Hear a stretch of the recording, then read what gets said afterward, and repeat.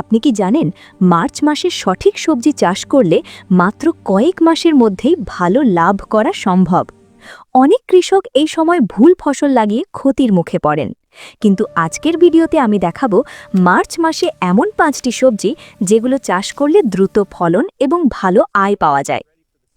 বাংলাদেশে মার্চ মাস থেকে গরমের শুরু হয়। এই সময় কিছু সবজি খুব দ্রুত বৃদ্ধি পায় এবং বাজারে এর চাহিদাও অনেক বেশি থাকে। তাই যদি সঠিক সবজি নির্বাচন করা যায় তাহলে অল্প সময়ে ভালো লাভ করা সম্ভব। প্রথম লাভজনক সবজি হল শসা। শসা গরম মরশুমের একটি জনপ্রিয় সবজি।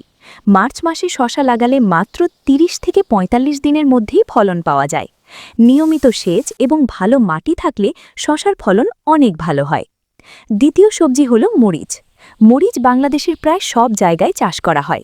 মার্চ মাসে মরিচের চারা লাগালে গাছ দ্রুত বড় হয় এবং দীর্ঘ সময় ধরে ফল দেয়। বাজারে মরিচের চাহিদা সব সময়ই ভালো থাকে। তৃতীয় লাভজনক সবজি হল বরবটি।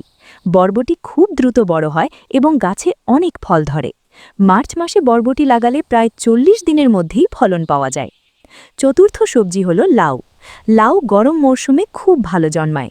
মাচা তৈরি করে লাউ চাষ করলে ফলন অনেক বেশি হয় এবং একটি গাছ থেকেই অনেক লাউ পাওয়া যায়। পঞ্চম সবজি হল ঢ্যাঁড়স। ঢ্যাঁড়স গরম আবহাওয়ায় খুব ভালো জন্মায় এবং দ্রুত ফলন দেয়। মার্চ মাসে ঢ্যাঁড়স চাষ করলে কয়েক সপ্তাহের মধ্যেই ফল পাওয়া শুরু হয়। সবজি চাষে ভালো ফলন পেতে হলে জমি ভালোভাবে প্রস্তুত করা, জৈব সার ব্যবহার করা এবং নিয়মিত সেচ দেওয়া খুবই গুরুত্বপূর্ণ।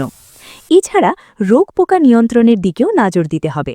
সংক্ষেপে বলতে গেলে মার্চ মাসে শসা, মরিচ, বরবটি, লাউ এবং ঢ্যাঁড়স চাষ করলে দ্রুত ফলন পাওয়া যায় এবং ভালো লাভ করা সম্ভব।